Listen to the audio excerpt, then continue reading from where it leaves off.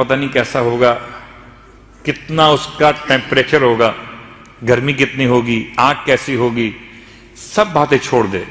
اپنے کچن میں جا کر جہاں آگ روشن ہوتی ہے، تھوڑی دیر کے لیے صحیح اپنی چھوٹی انگلی کو ذرا آگ کے اندر آگے بڑھا کے دیکھے تو اندازہ ہوگا کتنی قوت برداشت مجھ میں ہے اور کتنی طاقت آگ کے اندر ہے.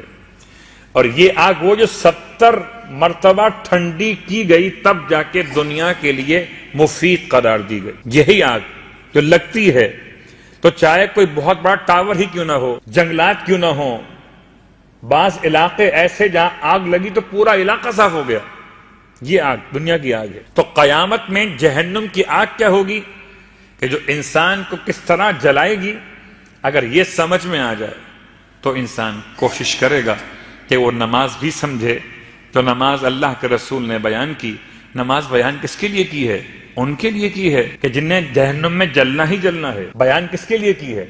کہ جن کو جہنم سے بچانا خود ختمی مرتبہ اچھا، اس لیے نماز بیان کر. صلوات پڑھے محمد و آل محمد. اس نماز کی نیت کیا ہوگی؟ نماز کی نیت ہے آتش جہنم سے نجات کی نماز پڑھتا ہوں. جی نیت کر لیجیے آپ، کیونکہ نیت موضوع نہیں ہے قربتاً الی اللہ. ہر 2 رکعت میں الحمد کے بعد سورہ توحید 15 مرتبہ، اور سورہ توحید کے بعد سورہ ناس، سورہ فلق 15 مرتبہ. سورہ ناس پہلے فلق سے، اور ناس کے بعد فلق.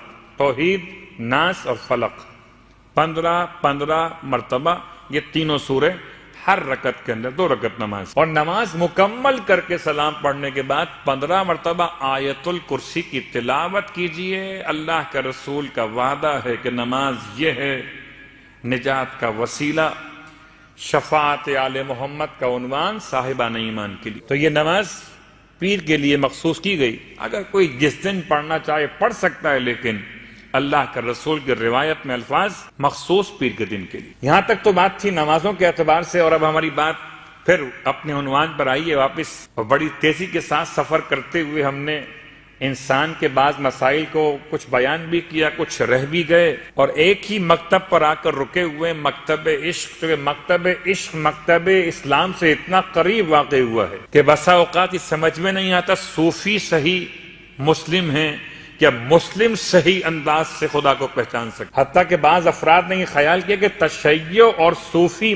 ازم میں کیا فرق ہے، خدا سے قریب کرنے کے لیے کون سا مکتب زیادہ مؤثر. تو ہم جو بات کر رہے تھے کہ یہ مکتب عشق جو کہتا ہے کہ انسان رب کو پہچانے تو اپنے دل کے ذریعے سے معرفت کو حاصل کر لے، باہر کی دنیا سے رابطہ ختم کر لے، جو فطرت کا انکار کرتے ہیں، جو آفاق کی نشانیوں سے اپنے آپ کو دور کرتے ہیں، حتیٰ جو دنیا کی مذمت کرتے ہیں، وہ کہتے صرف دل کے اندر رہو اور خدا کو پہچان لو. ایک ایسی مثال جس میں بہت سارے وہ صوفیہ حضرات کے پیغامات بھی ہیں کہ جو باقاعدہ اشعار کی شکل میں ہیں. ان میں ایک بڑی مثال دی گئی عجیب سی کہ ایک شخص نے خدا سے دعا مانگی، پروردگار مجھے خزانہ بتا دے، خزانہ کہاں دفن ہے، مجھے کوئی خزانہ مل جائے.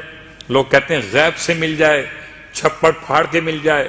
وہ کہہ رہا تھا مجھے تو خزانے کا پتہ بتلا دے. روز دعائیں، نمازیں، عبادات کر رہا ہے، پروردگار مجھے خزانے کا پتہ بتلا. اس کے خواب میں فرشتہ. بہت غور کیجئے گا کہ جتنا یہ بات آپ غور سے قریب ہو کے سمجھیں گے اتنا آسانی ہوگی. یعنی کیا مطلب کہ ایک ایک لفظ اس کا اہم ہے. فرشتے نے آ کر خواب میں اسے کہا کہ تم خزانہ تلاش کرنا چاہتے ہو تو ایسا کرو، فلاں پہاڑ پر جاؤ. پہاڑ کا نام بتایا اسے، اور تیر اور کمان کو ساتھ لے کر جاؤ، اور جا کر پہاڑ پر کھڑے ہو کر کمان سے تیر کو چھوڑ دینا، کمان سے تیر کو. اور یہ خواب ختم ہو. یہ بڑا خوش ہوا. یہ یاد رہے کہ ہم بات کر رہے ہیں صوفی ازم و اسلام کے حوالے سے. بڑا خوش ہوا، اور یہ صبح بیدار ہوا کہ مجھے تو خزانے کا ایڈریس مل گیا ہے. اٹھایا تیر اور کمان کو اور صبح صبح پہنچ گیا پہاڑ. مجھے پورا احساس ہے کہ کل کے اعمال کے بعد آپ تھکے ہوئے بھی ضرور ہیں، مگر مشکل نہیں ہے. اعمال کے بعد کی جو تھکان ہے وہ بڑی لطف اندوز ہے. جیسے آپ اعمال سے پہلے تیار تھے اعمال کے لیے کہ اب خزانے کی تلاش میں تھے. ایسے وہ بندہ خدا پہاڑ پر پہنچ گیا اور جیسے خواب میں کہا گیا تھا وہ تیر کمان لے کر پہنچا. اب یہ جب پہاڑ پر پہنچ گیا تب اس سے یاد آیا ارے یہ تو میں پوچھنا بھول گیا کہ تیر چلاؤں کس طرف. شمال بھی ہے، جنوب بھی ہے، مشرق بھی ہے، مغرب بھی ہے. تو ایک وہ جو کیفیت ہوتی ہے کہ اچھا اور سمتیں تو اپنے مقام پر ہیں، میں سمت قبلہ کی طرف تیر چلا دیتا. بسم اللہ کہ پوچھنا بھول گیا، نہ میں نے پوچھا نہ اس نے بتایا مجھے. تو بس بسم اللہ کہہ کر کہیے، یوں سمجھیے کہ اس نے اپنے خیال کے اعتبار سے کہ اس سے بہتر اور مقام کیا ہوگا سمت قبلہ معین کر لی اور تیر چلایا. خواب میں کہا گیا تھا کہ تیر جہاں گرے گا وہاں کھودنا تو خزانہ نکل آئے گا. اب تیر چلایا، تیر میں جتنی صلاحیت تھی اس کی بازوؤں میں، جتنا اس نے کھینچا زور سے تھا، وہ تیر سمت قبلہ چلایا، گر گیا آگے جا کر. اس نے اتنا کھودا کہ صبح سے شام ہو گئی، تھکا ہارا پلٹ کے آیا، کہتا پروردگار یہ کیا ہوا، میں نے تو خزانے کے ایڈریس معلوم کیا تھا، یہ تو وہاں کچھ نہیں ملا مجھے.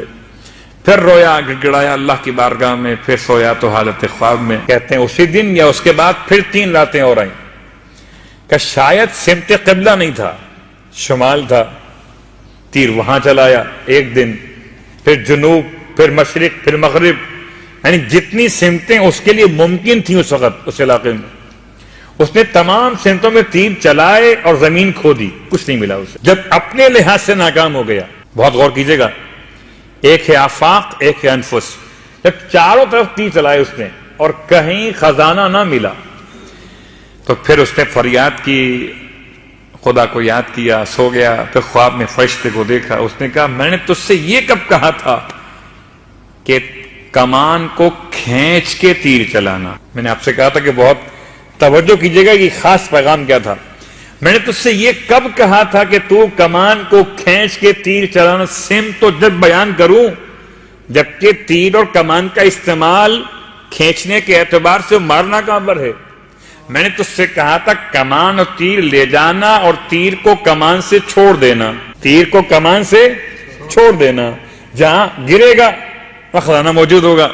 پیغام کیا ہے اس کے اندر؟ کیا خدا کو چاروں طرف ڈھونڈتے ہو؟ خدا تو تمہارے اندر. صلوات پڑھے محمد و آل محمد. اللہ ولعنۃ اللہ علی القوم الظالمین وسیعلم الذین ظلموا ای منقلب ینقلبون. بار اللہ واسطہ محمد و آل محمد کا ہماری اس عبادت کو اپنی بارگاہ میں قبول و مقبول فرما. بار اللہ واسطہ محمد و آل محمد کا پروردگار تمام حاضرین مجلس کی حوائج شرعیہ کو پورا فرما. بار اللہ واسطہ محمد و آل محمد کا پروردگار کوئی غم نہ دے سوائے غم آل رسول کے. بار اللہ واسطہ محمد و آل محمد کا پروردگار مرنے سے پہلے کربلا معلہ کی زیارت نصیب فرما، مرنے کے بعد کربلا والوں کی شفاعت نصیب فرما، جنت میں کربلا والوں کے قدموں میں غلاموں کو جگہ نصیب فرما. امام زمانہ علیہ السلام کے ظہور میں تعجیل فرما. پروردگار امام زمانہ کی ماں کا واسطہ جتنے بھی اپنی اپنی حاجات لیے بیٹھے ہیں، خاص طور سے مانگنے والے اور خاص طور سے مسلسل ماہ رمضان کے عنوان میں جو خدمت گزار والنٹیئرز ہیں، تمام کی دعائیں مقبول و منظور فرما. ہم سب کو امام زمانہ علیہ السلام کی ماں کا واسطہ ہمیں امام کے غلاموں میں شامل فرما.